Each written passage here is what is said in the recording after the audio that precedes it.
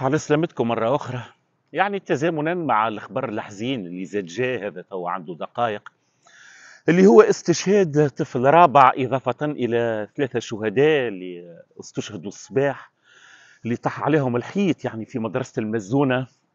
بالتزامن مع هالأخبار متاع المآسي هذيا يجي خبر آخر، اللي هو 82 مليون دولار أمريكي و23 جنسية، 23 جواز سفر و82 مليون دولار أمريكي.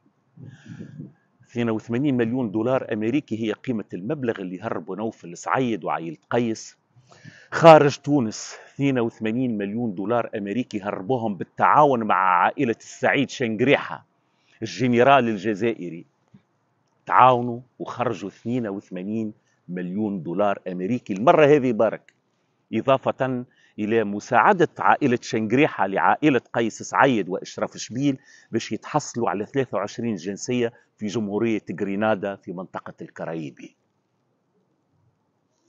23 جنسية في غرينادا في الكاريبي و82 مليون دولار أمريكي، والله أعلم على ملايين الدولارات والأوروات اللي خرجت قبل، اللي هي أكثر بكثير طبعا وتحدثنا فيها. وثم بارشا كيف عطينا أخبارهم هما وأخبار فاغنر وأخبار العصابات الإيطالية كذبونا بعد ظهر كلامنا صحيح. المرة هذه كذلك كلامنا طبعا صحيح.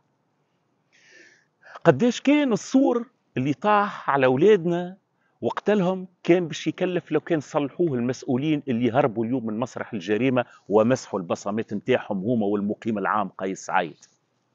كان باش يكلف 1000 دينار، 10,000 دينار، 100,000 دينار. لو كان قدوا المدرسة الكل قداش؟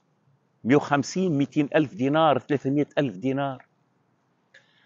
طبعا أولادنا ما عندهمش قيمة وما ينجموش يتحصلوا على جنسية في غرينادا وما ينجموش حتى يسافروا ومانعينهم حتى من الحرقة، مش باش يحلموا ب 82 مليون دولار. على كل حال يبدو انه نهار حسابهم قاعد يقترب، وان شاء الله نكونوا في مستوى المرحلة ونكونوا كيف ما يقولوا، ولو الكلمة ما نحبذهاش، ان شاء الله نكونوا رجال.